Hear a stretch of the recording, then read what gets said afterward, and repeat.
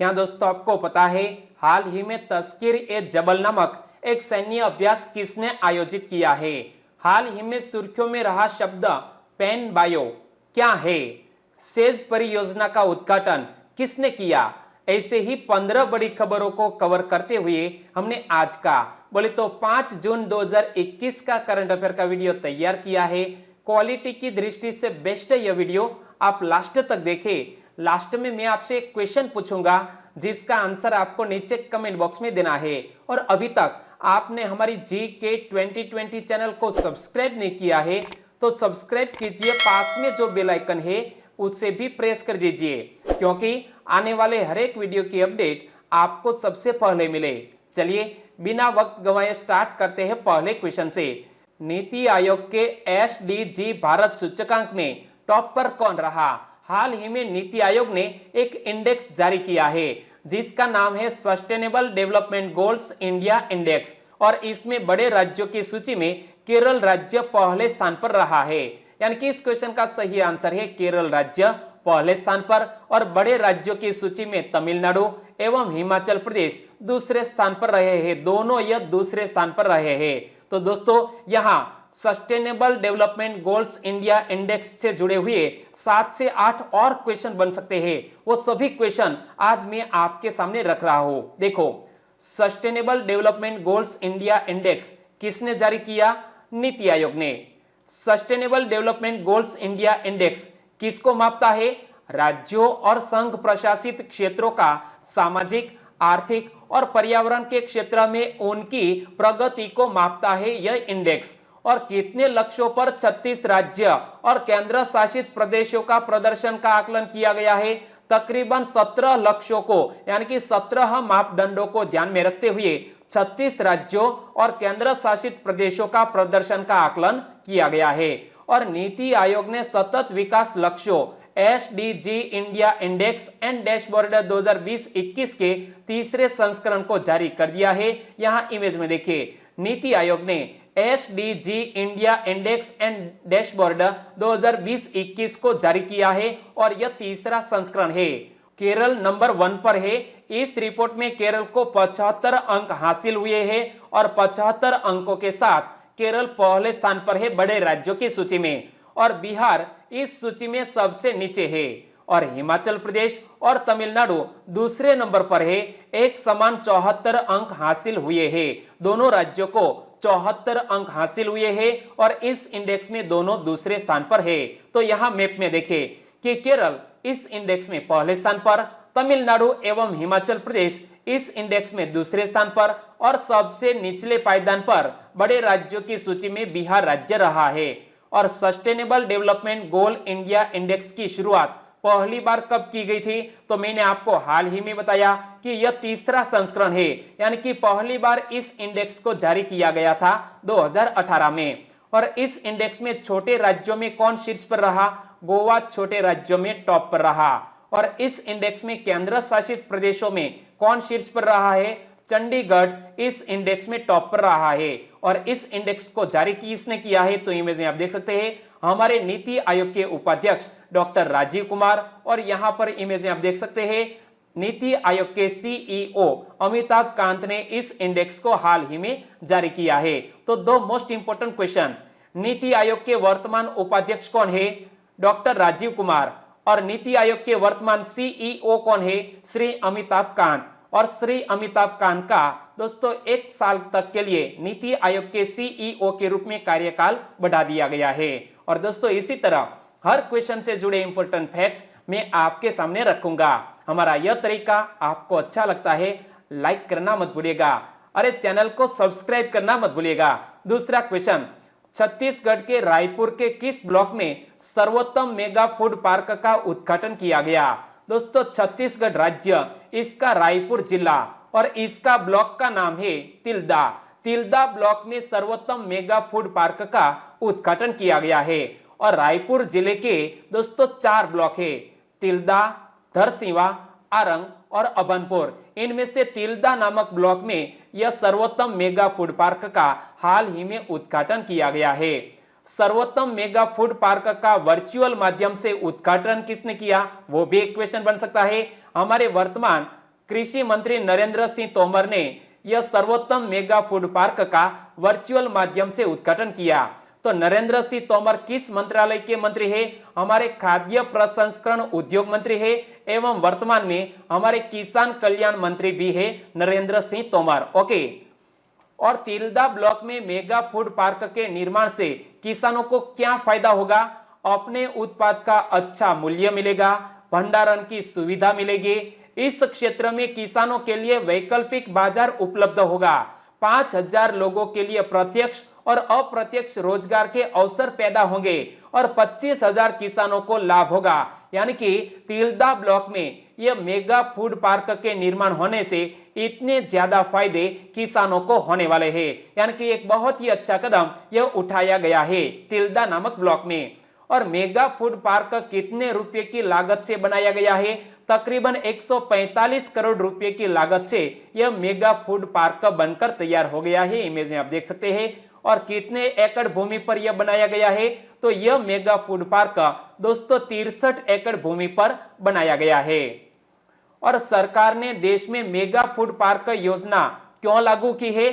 खाद्य प्रसंस्करण क्षेत्र को बढ़ावा देने और खाद्य पदार्थों की बर्बादी रोकने के लिए हमारी केंद्र सरकार ने मेगा फूड पार्क योजना लागू की है।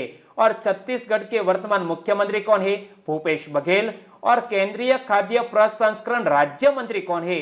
यह क्वेश्चन एग्जामिनेशन में पूछ लिया जाए तो हमारा आंसर होना चाहिए रामेश्वर तेली हमारे केंद्रीय खाद्य प्रसंस्करण राज्य मंत्री है। ओके। तीसरा क्वेश्चन, FIH द्वारा जारी विश्व रैंकिंग में कौन सी पुरुष हॉकी टीम शीर्ष पर है?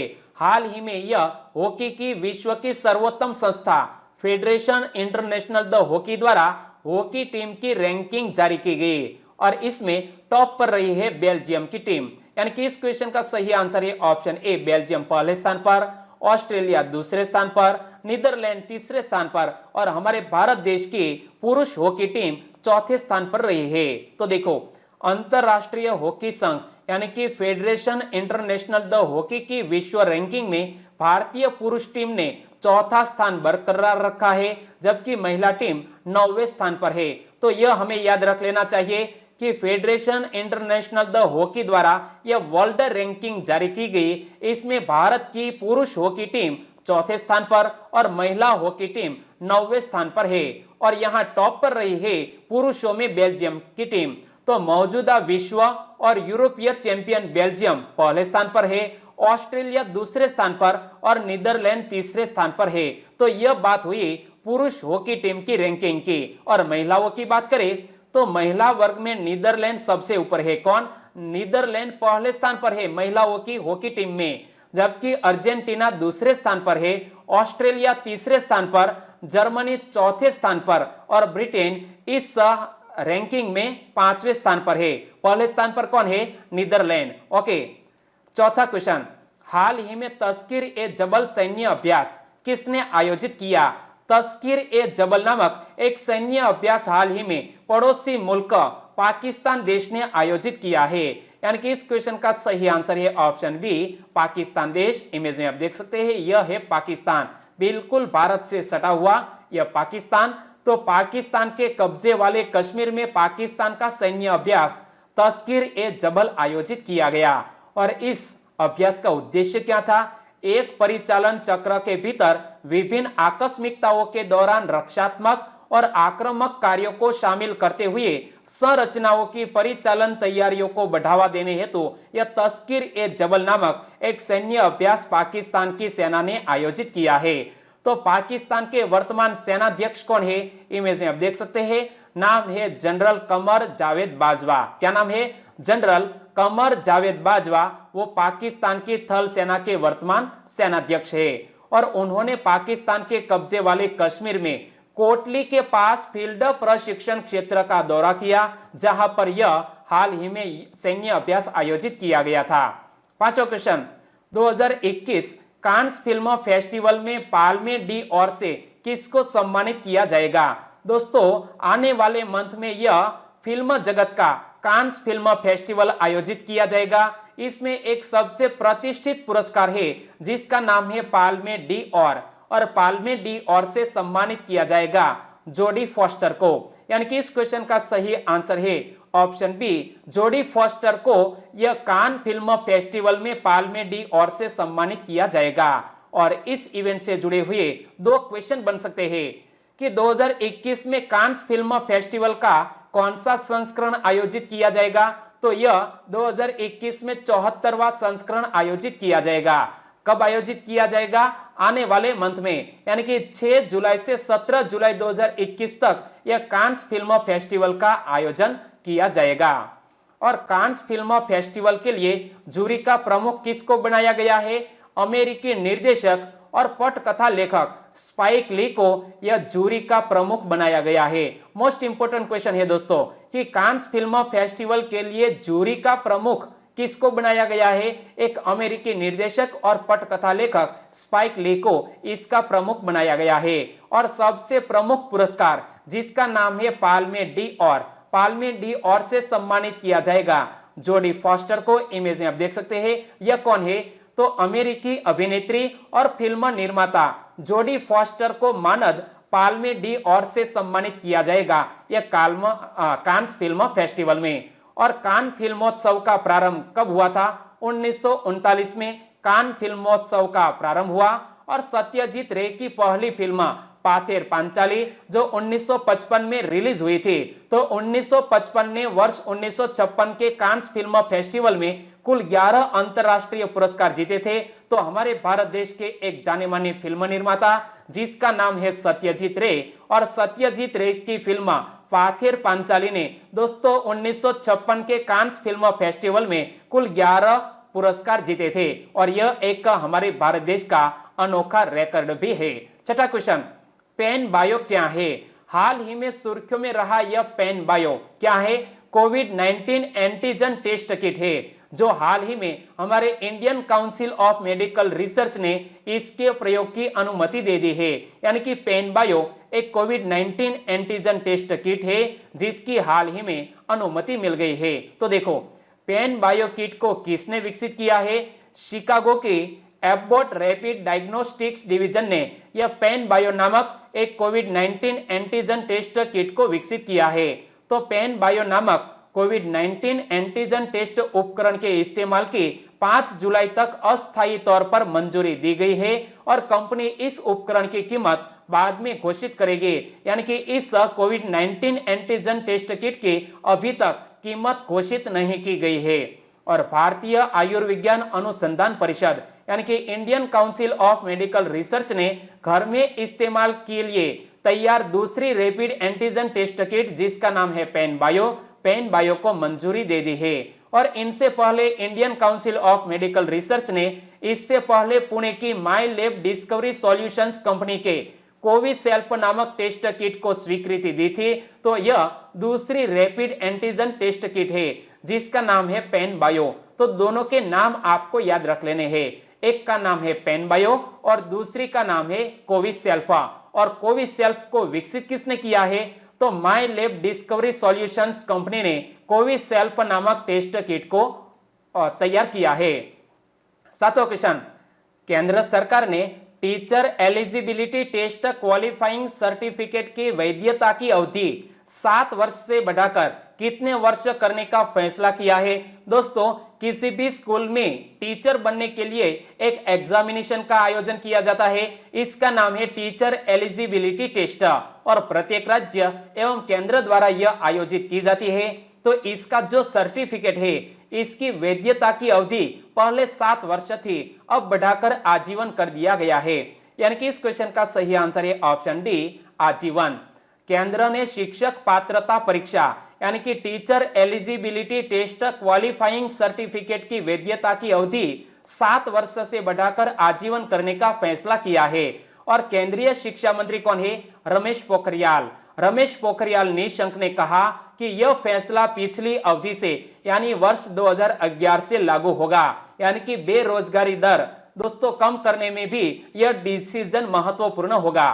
तो राज्य और केंद्र शासित प्रदेश ऐसे उम्मीदवारों के लिए नए टीचर एलिजिबिलिटी टेस्ट प्रमाण पत्र जारी करने अथवा पुराने प्रमाण पत्रों को पुनः वैध करने के लिए आवश्यक कार्यवाही करेंगे। जिनकी 7 वर्ष की अवधि समाप्त हो चुकी है और आजीवन कर दिया गया है। 8वां क्वेश्चन, केंद्र सरकार ने हैदराबाद बेस्ड वैक्सीन निर्माता कंपनी बायोलॉजिकल ई को कितने कोविड वैक्सीन की खुराक का ऑर्डर दिया है? हमारी केंद्र सरकार ने हैदराबाद में स्थित एक वैक्सीन निर्माता कंपनी जिसका नाम है बायोलॉजिकल ई, और बायोलॉजिकल ई को हमारी केंद्र सरकार ने 30 करोड़ कोविड वैक्सीन खुराक का ऑर्डर दिया है। यानी कि इस क्वेश्चन का सही आंसर है ऑप्शन सी 30 करोड़। और केंद्र सरकार द्वारा बायोलॉजिकल ई को कितने रुपए का अग्रिम भुगतान किया जाएगा? हमारी केंद्र सरकार के द्वारा इस कंपनी को 1500 करोड़ रुपए का अग्रिम भुगतान किया जाएगा। और इस साल अगस्त से दिसंबर तक वैक्सीन की खुराक का निर्माण और स्टॉक किया जाना तय है, क्योंकि वर्तमान में हमारे भारत देश में कोविड-19 की 3 खुराक अवेलेबल होने के बावजूद वर्तमान में जरूरी मात्रा में कोविड-19 वैक्सीन के स्टॉक अवेलेबल नहीं है। और बायोलॉजिकल ई द्वारा बनाई जा रही वैक्सीन भारत में बनी दूसरी स्वदेशी वैक्सीन होगी। जी हां दोस्तों, याद रख लो कि बायोलॉजिकल ई द्वारा बनाई गई यह वैक्सीन हमारे भारत देश में बनी हुई दूसरी स्वदेशी वैक्सीन होगी। और इससे पहले भारत बायोटेक द्वारा कोवैक्सीन का निर्माण किया जा चुका है, यह भी मेड इन इंडिया है, और यह दूसरी होगी मेड इन इंडिया। और बायोलॉजिकल ई की कोविड-19 वैक्सीन एक आरबीडी प्रोटीन सब यूनिट वैक्सीन है। ये वर्तमान में चरण 3 क्लिनिकल ट्रायल से गुजर रही है। क्या? वर्तमान में चरण 3 क्लिनिकल ट्रायल से गुजर रही है, यानी कि जल्दी ही वो बाजार में अवेलेबल होगी। और इस समय भारत में कौन कौन सी 3 कोविड वैक्सीन उपलब्ध है? तो पहली Pune based serum institute of India द्वारा बनाई गई कोविशील्ड, दूसरी है भारत बायोटेक द्वारा बनाई गई कोवैक्सीन, और तीसरी है रूस द्वारा बनाई गई स्पुतनिक वी। यह तीनों कोरोना वैक्सीन हमारे भारत देश में वर्तमान में अवेलेबल है। 9वां क्वेश्चन, हाल ही में टोक्यो ओलंपिक खेलों के 50 दिन के काउंटडाउन के अवसर पर भारतीय ओलंपिक दल की आधिकारिक किट का अनावरण किसने किया है? दोस्तों, यह टोक्यो ओलंपिक के अभी 50 दिन बाकी है, यानी कि काउंटडाउन शुरू हो चुका है। और इसी अवसर पर भारतीय ओलंपिक दल की आधिकारिक किट का अनावरण किया है। दोस्तों, खेल की बात है तो हमारे वर्तमान खेल मंत्री कौन है? किरेन रिजिजू। किरेन रिजिजू ने यह आधिकारिक किट का हाल ही में अनावरण किया है। यानी कि इस क्वेश्चन का सही आंसर है किरेन रिजिजू। सेंटर में इमेज में आप देख सकते हैं, युवा कार्यक्रम और खेल मंत्री किरेन रिजिजू ने टोक्यो ओलंपिक खेलों के 50 दिन के काउंटडाउन के अवसर पर भारतीय ओलंपिक दल की आधिकारिक किट का अनावरण किया है। इमेज में आप देख सकते हैं। दोस्तों, इसी तरह हमारे जो खिलाड़ी है, ओलंपियन है, वो नजर आएंगे इसी टी शर्ट में।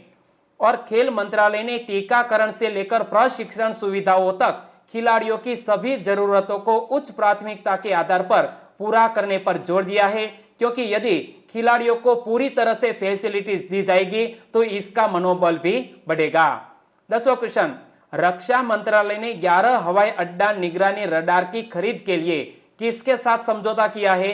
हमारे रक्षा मंत्रालय ने 11 हवाई अड्डा निगरानी रडार की खरीद के लिए हाल ही में Mahindra telephonic integrated systems limited के साथ समझौता किया है। यानी कि इस क्वेश्चन का सही आंसर है Mahindra telephonic integrated systems limited. और यह रक्षा मंत्रालय ने एक महत्वपूर्ण समझौता सुरक्षा के मामले में किया है। तो रक्षा मंत्रालय ने भारतीय नौसेना और भारतीय तट रक्षक बल के लिए 11 हवाई अड्डा निगरानी रडार की खरीद के लिए Mahindra telephonic integrated systems limited के साथ एक समझौते पर हस्ताक्षर किए हैं। और यह सौदा 323 करोड़ रुपए का है। कितने? 323 करोड़ रुपए का यह समझौता हुआ है। ये रडार भारतीय नौसेना और तट रक्षक बलों के विमानों की हवाई सुरक्षा प्रणाली को मजबूत बनाएंगे। और रडार खरीद समझौता आत्मनिर्भर भारत की दिशा में सरकार की एक बड़ी उपलब्धि है, क्योंकि यह रडार भी मेड इन इंडिया के तहत ही विकसित किए जाएंगे। 11वां क्वेश्चन, हाल ही में लक्ष्मी नंदन बोरा का निधन हो गया। वे किस भाषा के प्रसिद्ध साहित्यकार थे? हाल ही में लक्ष्मी नंदन बोरा का निधन हो गया। वो एक असमिया भाषा के प्रसिद्ध साहित्यकार थे। यानी कि इस क्वेश्चन का सही आंसर है ऑप्शन सी असमिया। प्रसिद्ध असमिया साहित्यकार और पद्मश्री पुरस्कार से सम्मानित लक्ष्मी नंदन बोरा का 91 वर्ष की आयु में गुवाहाटी में निधन हो गया है। और लक्ष्मी नंदन बोरा को 1988 के साहित्य अकादमी पुरस्कार और 2008 में सरस्वती सम्मान से सम्मानित किया गया था। यानी कि एक असमिया के जाने माने साहित्यकार थे, नाम था लक्ष्मी नंदन बोरा। 1988 में साहित्य अकादमी पुरस्कार से सम्मानित किया जा चुका है लक्ष्मी नंदन बोरा को, और 2008 में सरस्वती सम्मान से भी सम्मानित किया जा चुका है इस असमिया साहित्यकार को, जिसका हाल ही में निधन हो गया है। 12वां क्वेश्चन, फेंग्युन 4B उपग्रह किसने लॉन्च किया? हाल ही में फेंग्युन 4B नामक एक सैटेलाइट दोस्तों चीन देश ने लॉन्च किया है। यानी कि इस क्वेश्चन का सही आंसर है ऑप्शन डी, चीन देश ने इस सैटेलाइट को लॉन्च किया है जिसका नाम है फेंग्युन 4B। फेंग्युन 4B को किस रॉकेट की मदद से लॉन्च किया गया है? लॉन्ग मार्च 3B रॉकेट। कौन सा? लॉन्ग मार्च 3B रॉकेट के जरिए फेंग्युन 4B को लॉन्च किया गया। और कहां से लॉन्च किया गया? सिचुआन प्रांत के जीचांग सैटेलाइट लॉन्च सेंटर से इस सैटेलाइट को सफलतापूर्वक चीन देश ने लॉन्च किया है। तो इस सैटेलाइट से क्या फायदा होगा? तो देखो, फेंग्युन 4B सैटेलाइट के बारे में, यह चीन की नई पीढ़ी के मौसम विज्ञान उपग्रहों में से पहला है जिसका उपयोग मौसम विश्लेषण और पूर्वानुमान, पर्यावरण और आपदा निगरानी के लिए किया जाएगा। यानी कि एक मौसम विज्ञान उपग्रह जिसका नाम है फेंग्युन 4B, इसको लॉन्च किया है चीन देश ने। और फेंग्युन 4B सैटेलाइट किन क्षेत्रों को कवर करेगा? तो इस उपग्रह के अवलोकन रेंज में एशिया, मध्य प्रशांत महासागर और हिंद महासागर क्षेत्र शामिल है। यानी कि यह फेंग्युन 4B सैटेलाइट के जरिए एशिया, मध्य प्रशांत महासागर और हिंद महासागर क्षेत्र को कवर किया जाएगा। 13वां क्वेश्चन, निम्न में से किस बैंक ने 2031-32 तक कार्बन न्यूट्रल बनने की योजना बनाई है? हाल ही में HDFC बैंक ने 2031-32 तक कार्बन न्यूट्रल बनने की योजना बनाई है। यानी कि इस क्वेश्चन का सही आंसर है HDFC बैंक। और HDFC बैंक ने निम्नलिखित योजना बनाई है जिसके कारण वो 2031-32 तक कार्बन न्यूट्रल बन जाएगा। तो कौन कौन सी योजनाएं बनाई है? बड़े कार्यालयों में रूफटॉप सोलर क्षमता को बढ़ाना, कुल स्रोत बिजली का 50% नवीकरणीय ऊर्जा में परिवर्तित करना, सिंगल यूज प्लास्टिक मुक्त कारपोरेट कार्यालय का निर्माण करना, 2.5 लाख पेड़ लगाए जाएंगे HDFC बैंक के द्वारा, और पानी की खपत 30% कम की जाएगी। तो इसी तरह दोस्तों 2031-32 तक HDFC बैंक कार्बन न्यूट्रल बन जाएगा। और बात करें HDFC बैंक लिमिटेड की, तो संपत्ति के मुताबिक निजी क्षेत्र का भारत देश का सबसे बड़ा बैंक है HDFC बैंक। और इसका हेडक्वार्टर कहां पर स्थित है? महाराष्ट्र के मुंबई में। और यह भारतीय स्टॉक एक्सचेंज पर बाजार पूंजीकरण के हिसाब से तीसरी सबसे बड़ी कंपनी है। और 1,20,000 कर्मचारियों के साथ भारत में 13वां सबसे बड़ा नियोक्ता भी HDFC बैंक है। और हाल ही में 10 करोड़ का जुर्माना HDFC बैंक पर हमारी RBI ने लगाया था, तब भी मैंने आपको बताया था। 14वां क्वेश्चन, हाल ही में सर अनिरुद्ध जुगनाथ का निधन हो गया। वे किस देश के पूर्व राष्ट्रपति थे? इमेज में आप देख सकते हैं, नाम है अनिरुद्ध जुगनाथ, जिसको हमारे भारत देश की सरकार ने पद्म विभूषण से सम्मानित किया था। ऐसे सर अनिरुद्ध जुगनाथ दोस्तों मॉरिशस देश के पूर्व राष्ट्रपति थे जिसका हाल ही में निधन हो गया है। यानी कि इस क्वेश्चन का सही आंसर है मॉरिशस के राष्ट्रपति नाम था अनिरुद्ध जगन्नाथ। मॉरिशस के पूर्व प्रधानमंत्री अनिरुद्ध जगन्नाथ का 91 साल की उम्र में 3 जून 2021 को निधन हो गया। और अनिरुद्ध जगन्नाथ मॉरिशस के प्रधानमंत्री और राष्ट्रपति दोनों ही पदों पर कार्य कर चुके थे। और हमारे भारत देश की सरकार ने पद्म विभूषण से भी अनिरुद्ध जगन्नाथ को सम्मानित किया था। और 15वां और लास्ट क्वेश्चन, सेज परियोजना का उद्घाटन किसने किया? सेज परियोजना का उद्घाटन हमारे थावरचंद गहलोत साहब ने किया है। यानी कि इस क्वेश्चन का सही आंसर है option D, Thawarchand Gehlot. Image में आप देख सकते हैं, थावरचंद गहलोत हमारे किस मंत्रालय के मंत्री है? सामाजिक न्याय और अधिकारिता मंत्री है थावरचंद गहलोत। और थावरचंद गहलोत जी ने senior care engine growth engine यानी कि सेज परियोजना का उद्घाटन किया है। तो सेज का पूर्ण स्वरूप क्या हुआ? Senior care engine growth engine. यानी कि सेज परियोजना का उद्घाटन हमारे थावरचंद गहलोत ने किया है। और कोई भी स्टार्टअप सेज से संबंधित विशेष पोर्टल के माध्यम से इस परियोजना से जुड़ सकते हैं और इससे संबंधित पोर्टल का भी उद्घाटन किया गया है। और सेज परियोजना का उद्देश्य क्या है? भरोसेमंद स्टार्टअप द्वारा वरिष्ठ नागरिकों की देखभाल के लिए बनाए गए उत्पादों और सेवाओं का चयन करना और उन्हें एक ही स्थान से हासिल करने की सुविधा प्रदान करने हेतु यह सेज नामक एक हाल ही में परियोजना को लॉन्च किया गया है। किसने लॉन्च किया? थावरचंद गहलोत जी ने। और अब बात करते हैं लास्ट वीडियो के क्वेश्चन की। हरित पर्व कहां मनाया जाएगा? हरित पर्व मनाया जाएगा बिहार राज्य में, क्योंकि बिहार राज्य में से जब झारखंड राज्य का गठन हुआ तब बिहार में हरित आवरण बहुत ही कम बचा था और इसीलिए दोस्तों हरित आवरण बढ़ाने हेतु हरित पर्व मनाने जा रहा है बिहार राज्य।